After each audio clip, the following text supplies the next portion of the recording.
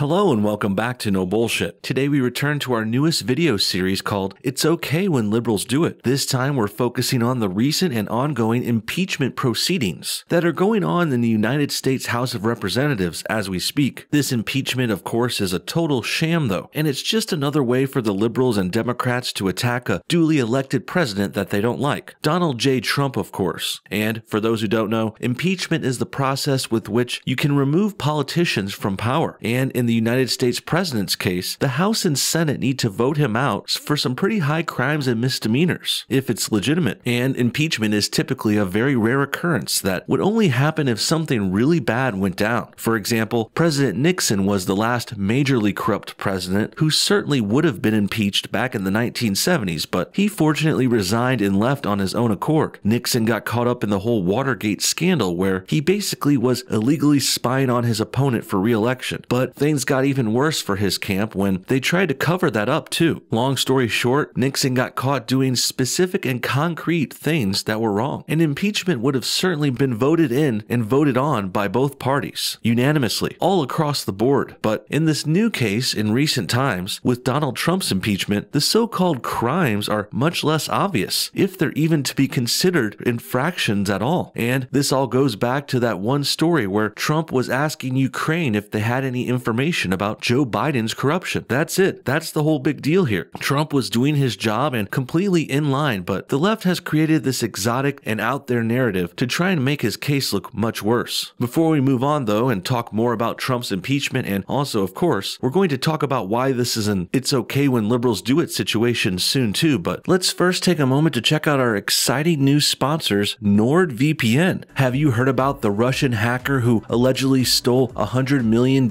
from thousands of bank accounts spanning across dozens of countries? Boy, that story sure scared me. I'm sure we all have bank accounts out there that we want to keep protected too, so when I heard about this big hacking scandal, I knew it was time to go directly to the most trusted name in internet and computer security, NordVPN. They're the only company I trust with handling my computer and internet security and my privacy too. Nord's premium and affordable virtual private network service is known around the world as well, not only for protecting your identity online either, but also NordVPN is known for keeping their clients' data private and our security strong while they do it. Also, there's another added bonus of being able to use their VPN service to access censored or region-specific content on streaming media platforms. Like, for example, you can watch South Park on Netflix if you live in the UK right now. Or if you don't live there, you can just switch the country selector on your NordVPN app and boom, you're watching your favorite shows in style without any restrictions. Very well done. And this holiday season, NordVPN is offering a 3-year plan plus 4 months for free.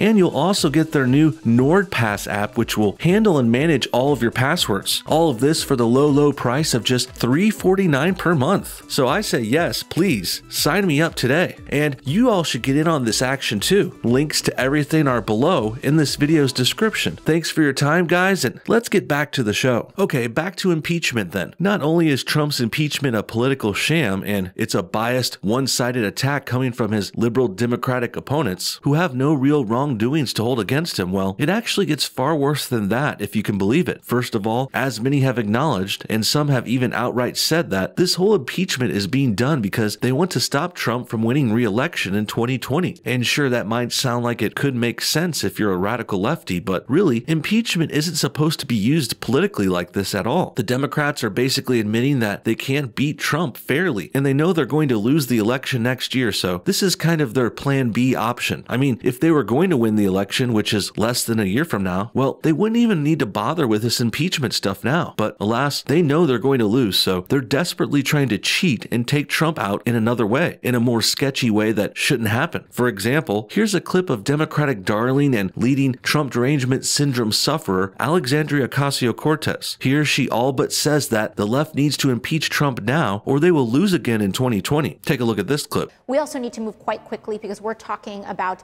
the potential compromise of the 2020 elections. And so this is not just about something that has occurred. This is about preventing a potentially disastrous outcome from occurring next year.